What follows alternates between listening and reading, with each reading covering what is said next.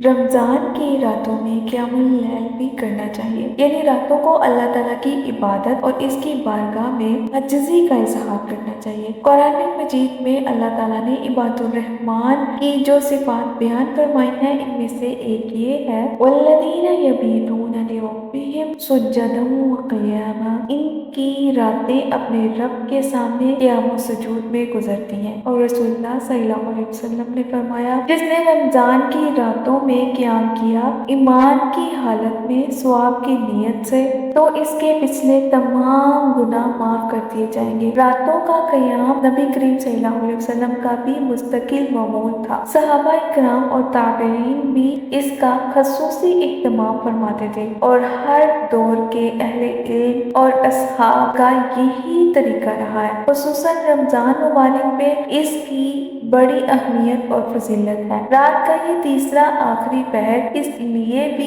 बड़ी अहमियत रखता है कि इस वक्त अल्लाह ताला हर रोज आसमानी दुनिया पर नज़ूल फरमाते हैं और अहले दुनिया से खिताब करके कहते हैं, कौन है जो मुझसे मांगे तो मैं उसकी दुआ कबूल करूं, कौन है जो मुझसे सवाल करे तो मैं उसको अता करूं, कौन है जो मुझसे मग़फ़िरत तलब करे और मैं उसको बख्श दूं। रमजान मुबारक में एक और काम भी बहुत ज्यादा जरूरी होता है। इब्ने अब्बास फरमाते हैं, नबी सल्लल्लाहु अलैहि वसल्लम भलाई के कामों में सबसे ज्यादा सखावत करने वाले थे और आपकी सबसे ज्यादा सखावत रमजान के महीने में होती थी।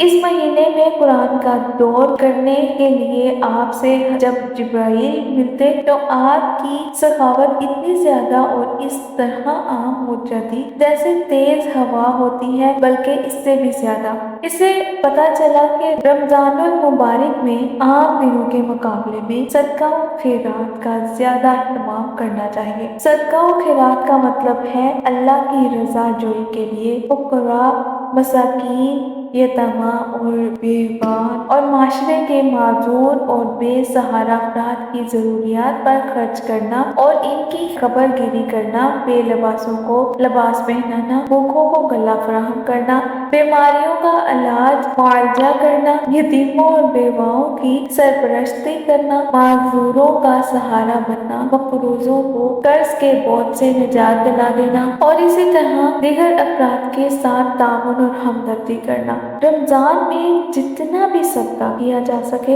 आप जरूर करें। इसका मतलब ये नहीं है कि सदके के लिए आपके पास पैसा ही होना चाहिए। आप सदका किसी की मदद करके भी कर सकते हैं, सदका किसी से अच्छी बात करके भी कर सकते हैं। आपके पास 2 खजूरें हैं, आप एक खजूर किसी को दे के कर सकते हैं। आपके पास कुछ भी नहीं है, अगर गिलास पानी है, आप किसी रोजादार को एक रोटी का गिलास का जो पानी है वो पकड़ा दे, वो भी आपके लिए काबिल सदका ही होगा। आप सदके की नियत करके छोटे छोटे बहुत से काम कर सकते हैं। किसी के साथ वक्त गुजार सकते हैं, किसी को अच्छा वक्त दे सकते हैं।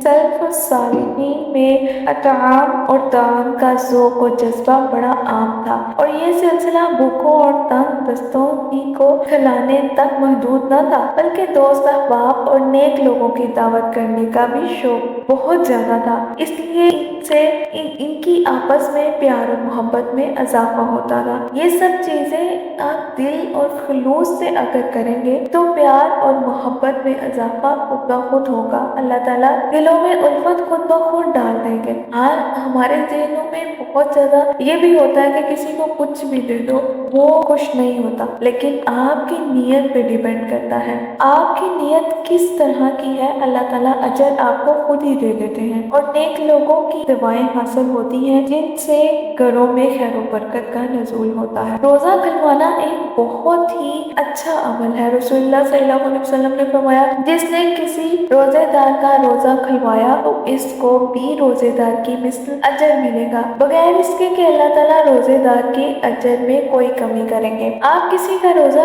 किसी तरह भी खुलवा सकते हैं। आप अफ्तारी बना रहे हैं, आप सहरी कर रहे हैं, आप नियत कीजिए कि मैंने इसको रोजा रखवाया है یا پھر میں اس کا روزہ کھلوا رہی ہوں۔ اگر آپ کی نیت یہ ہوگی نا تو پھر آپ کو روزہ کھلوانے کا ثواب ہوگا۔ ہم یہ سمجھتے ہیں کہ ہاں یہ میری ڈیوٹی ہے اور مجھے افطاری بنانی ہے، افطاری بنانی ہے۔ افطاری اور سحری خوشی سے بنایا کریں اور اس کا ثواب حاصل کرنے کی نیت سے آپ افطاری اور سحری بنایا کریں، اور افطاری اور سحری بنانے کے ساتھ ساتھ اذکار بھی کیا کریں تاکہ آپ کو بھی ثواب ہو۔ اگلا بندہ اگر کھا کے شکر ادا کر رہا ہے، وہ جو بھی کر رہا ہے اس کا سارے روزے کا ثواب آپ کو بھی مل رہا ہے۔ رمضان عورتوں کے لیے بہت ہی مفید مہینہ ہے جس میں آپ ڈھیروں اجر حاصل کر سکتے ہیں بغیر کچھ کیے۔ کھانا تو بنانا ہی ہے تو پھر نیت کر لیں۔ نیت اللہ تعالیٰ کو نیت پیچھے چاہیے ہوتی ہے۔ آپ کوئی نیت نہیں کر رہے، آپ کا صرف یہ ہے کہ مجھے کھانا بنانا ہے یا پھر افطاری کا کام کرنا ہے، تو اس کے پیچھے کوئی نیت نہیں تو اس کا ثواب نہیں ہوگا۔ لیکن اگر آپ نیت کرتے ہیں تو اس کا ثواب آپ کو بہت زیادہ ملے گا۔ ایک دوسری حدیث میں فرمایا، جس نے کسی روزے دار کا روزہ کھلوایا یا کسی مجاہد کا پوست زمانے ہر دے کر تیار کیا تو اس کے لیے بھی اس کی مثل اجر ہے۔ اس کے علاوہ قرآن کریم کا نزول رمضان مبارک میں ہوا تھا، اس لیے قرآن کریم کا نہایت گہرا تعلق رمضان مبارک سے ہے۔ یہی وجہ ہے کہ اس ماہ مبارک میں نبی کریم صلی اللہ علیہ وسلم جبرائیل امین کے ساتھ قرآن کریم کا دور فرمایا کرتے تھے، اور صحابہ و تابعین بھی اس ماہ میں کثرت سے قرآن کریم کی تلاوت کا اہتمام کرتے تھے۔ اس میں سے کوئی 10 دن میں، کوئی 7 دن میں اور کوئی 3 دن میں قرآن ختم کر لیا کرتا تھا، اور بعض کے نزدیک وہ اس سے بھی کم مدت میں قرآن ختم کرتے تھے۔ بعض علماء نے کہا کہ حدیث میں 3 دن سے کم میں قرآن کریم ختم کرنے کی جو ممانعت ہے، اس کا تعلق عام حالات و ایام سے ہے، یعنی کہ قرآن کریم کو آپ جتنا ہو سکے آپ پڑھ سکتے ہیں۔ فضیلت والے اوقات اور فضیلت والے مقامات اس سے مستثنا ہے۔ اس کا مطلب بعض علماء کے نزدیک یہ ہے کہ اگر قرآن کریم، اگر آپ کے پاس اتنا وقت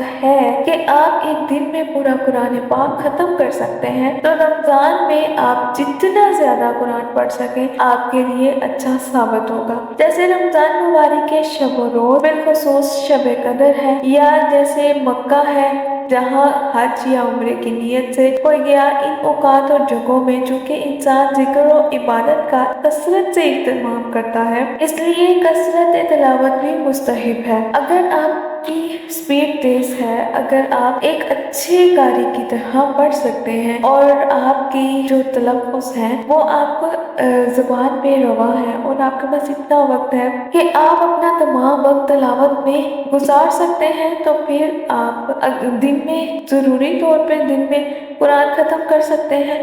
لیکن اپنے سر پر سوال کرنا کہ بس قرآن پڑھنا ہے اور کوئی اتا پتہ نہیں کہ قرآن میں ہے کیا، کوئی نہیں جانتا قرآن کہہ کیا رہا ہے، آپ کو قرآن کا کوئی اثر نہیں ہو رہا، تو یہ قرآن کے ساتھ تھوڑی زیادتی ہو جاتی ہے۔ یہ جو اللہ تعالیٰ کا کلام ہے یہ ہمارے لیے عمل کے لیے آیا ہے، صرف پڑھ پڑھ کر اس کو رکھنے کے لیے نہیں آیا۔ آپ کی زندگی میں قرآن پڑھنے کے اثرات بھی واضح ہونے چاہیے۔ آپ قرآن پڑھیں اس کا مطلب یہ نہیں ہے کہ آپ قرآن ہی نہ پڑھیں، قرآن پڑھیں لیکن تھوڑا سوچ سمجھ کے پڑھیں۔ دیکھیں، آپ دیکھیں گے قرآن پاک کس طرح پڑھنا چاہیے، تھوڑا اہتمام سے، تھوڑا آہستہ، تھوڑا پیار سے، کبھی رو کے کبھی ہنس کے، اس کی باتوں کو محسوس کرتے ہوئے اللہ تعالیٰ سے بات کریں، اللہ تعالیٰ سے باتیں کریں۔ بے جان سا قرآن نہ پڑھا کریں۔ توجہ اور اہتمام سے روزانہ 10 پاروں کی تلاوت بھی کافی ہے۔ باقی اوقات میں انسان دوسری عبادات کا اہتمام کر سکتا ہے یا قرآن کریم کے مطالب و معنی کے سمجھنے میں صرف کر سکتا ہے، کیونکہ جس طرح تلاوت مستحب ہے اسی طرح قرآن میں تدبر کرنا اور اس کے مطالب اور معنی کو سمجھنا بھی پسندیدہ کام ہے۔ قرآن کریم کا ایک ادب یہ بھی ہے کہ اس کو پڑھتے اور سنتے وقت انسان پر خوف اور رکعت کی کیفیت بھی طاری ہونی چاہیے، اور یہ اسی وقت ممکن ہے جب پڑھنے اور سننے والے مطالب و معنی سے بھی واقف ہوں۔ اسی لیے قرآن کو شاعروں کی سی تیزی اور روانی سے پڑھنے کی ممانعت ہے، جس کا مطلب یہی ہے کہ قرآن کو تاریخ کی کتاب نہ سمجھا جائے بلکہ اسے کتاب ہدایت سمجھ کر پڑھا جائے۔ آیات وعد و وعید اور انداز تبشیر پر غور کیا جائے۔ جہاں اللہ کی رحمت و مغفرت ہے، اس کی بشارتوں اور نعمتوں کا بیان ہے، وہاں اللہ سے ان کا سوال کیا جائے۔ جہاں اس کے خوف کی اور عذاب کی وعید کا تذکرہ ہے، وہاں اس سے پناہ مانگی جائے۔ ہمارے اسلام اس طرح غور و تدبر سے قرآن پڑھتے تو ان پر بعض دفعہ ایسی کیفیت اور رکعت طاری ہوتی تھی کہ بار بار وہ ان آیتوں کی تلاوت کرتے اور خوب بارگاہ الہی میں گر گراتے۔ سننے والے بھی غور و تدبر سے سنے تو ان پر بھی یہی کیفیت طاری ہوتی ہے۔ حدیث میں آتا ہے کہ ایک مرتبہ نبی صلی اللہ علیہ وسلم نے حضرت عبداللہ بن مسعود سے فرمایا، مجھے قرآن پڑھ کر سناؤ۔ حضرت ابن مسعود نے عرض کیا، میں آپ کو پڑھ کر سناؤں، حالانکہ آپ پر تو قرآن نازل ہوا ہے۔ آپ صلی اللہ علیہ وسلم نے فرمایا، میں اپنے علاوہ کسی اور سے سننا چاہتا ہوں۔ چنانچہ حضرت ابن مسعود نے سورۃ النساء پڑھنی شروع کر دی۔ جب وہ اس آیت پر پہنچے، اس وقت کیا حال ہوگا جب ہم ہر امت میں سے ایک گواہ حاضر کریں گے اور محمد صلی اللہ علیہ وسلم ان سب پر آپ کو گواہ بنائیں گے۔ آپ صلی اللہ علیہ وسلم نے فرمایا، بس کرو۔ حضرت ابن مسعود فرماتے ہیں کہ میں نے رسول اللہ صلی اللہ علیہ وسلم کی طرف دیکھا تو آپ کی دونوں آنکھوں سے آنسو جاری تھے۔ نبی صلی اللہ علیہ وسلم اس طرح غور و تدبر سے قرآن پڑھتے اور اس سے اثر پذیر ہوتے کہ جن صورتوں میں قیامت کی ہولناکیوں کا بیان ہوتا، آپ فرماتے، انہوں نے مجھے بڑھاپے سے پہلے برا کر دیا۔ آپ صلی اللہ علیہ وسلم نے فرمایا، مجھے سورہ ہود اور اس جیسی دوسری صورتوں نے بڑھاپے سے پہلے ہی برا کر دیا۔ دوسری روایت میں ہے کہ مجھے سورہ ہود، سورہ واقعہ، مرسلات اور عما یتساءلون نے برا کر دیا ہے۔ اللہ تعالیٰ کے خوف سے ڈرنا اور رونا اللہ تعالیٰ کو بہت محبوب ہے۔ ایک حدیث میں نبی صلی اللہ علیہ وسلم نے فرمایا، 7 آدمیوں کو قیامت کے دن اللہ تعالیٰ اپنے سائے میں جگہ عطا فرمائیں گے۔ ان میں سے ایک وہ شخص ہوگا جس کی آنکھوں سے تنہائی میں اللہ تعالیٰ کے ذکر اور اس کی عظمت و ہیبت کے تصور سے آنسو جاری ہو جائیں گے۔